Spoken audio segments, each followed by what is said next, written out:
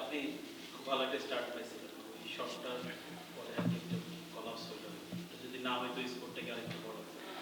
হ্যাঁ, অবশ্যই আমার খুব ভালো ব্যাটে লাগতেছিল এবং আমি কনফিডেন্ট ছিলাম যদি ইনিংসটা আরেকটু বড় করতে পারতাম তাহলে হয়তোবা আমি যদি 60-70 করতে পারতাম তাহলে হয়তোবা টিম স্কোর 160+ হলে খুব ভালো গেম হতো।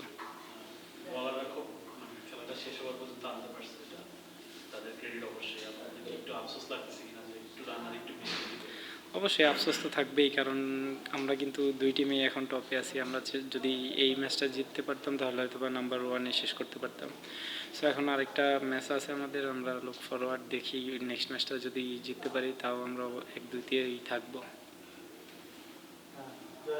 গেমটা যখন লাস্ট ওভারে গেল, লাস্ট ওভারে 11 ওভারে 2 উইকেট চলে গেছিল, তখন কি একটু আশা থাকছিল যে না আমরা এখান থেকে জিততে পারি? যদি অসুবিধা ছিল, আপনাদের কি অবস্থা ছিল?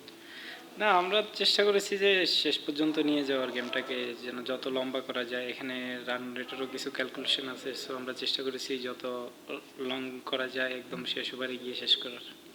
আপনারা থ্রু আউট দ্য টুর্নামেন্ট খুব ভালো করে করছেন। এখন একটা চান্স হচ্ছে যে যদি লাস্ট ম্যাচটা মানে এই ম্যাচটা জিতলেও আপনাদের হইতো যে টপ 2 তে থাকে, এটাও নিশ্চয়ই আপনাদের প্ল্যানে আছে যে টপ 2 তে থেকে কোয়ালিফাই খেলাটা, যেহেতু প্লে অফ অলরেডি কনফার্ম হয়ে গেছে। না, টপ 1-2-তে থাকলে আমাদের জন্য দুইটা অ্যাডভান্টেজ পাবো সেমিফাইনালে। সো আমরা বলবো আরেকটা ম্যাচ আছে, আমরা যদি ওটা ভালোভাবে ফিনিশ করতে পারি তাহলে আমরা টপ 2-তেই থাকবো।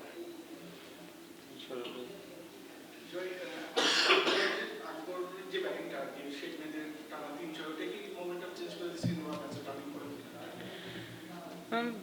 ও বলবো যে ও ভালো ব্যাটিং করতেছিল, ওই ওভারটাতে যদি আরেকটু কনসিডার করা যেত তাহলে হয়তো বা খেলাটা অন্যদিকে যাওয়ারও চান্স থাকতো।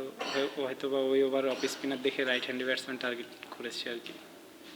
আপনাদের আরেকটা খুব ভালো সুযোগ আছে কোয়ালিফায়ার পর্বে সরাসরি খেলা। আরেকটা যেহেতু রাজশাহী আপনাদের অপোনেন্ট কোয়ালিফায়ার আছে, তাদের সাথে আজকে খেললেন, একটা প্রস্তুতিও হয়ে গেল।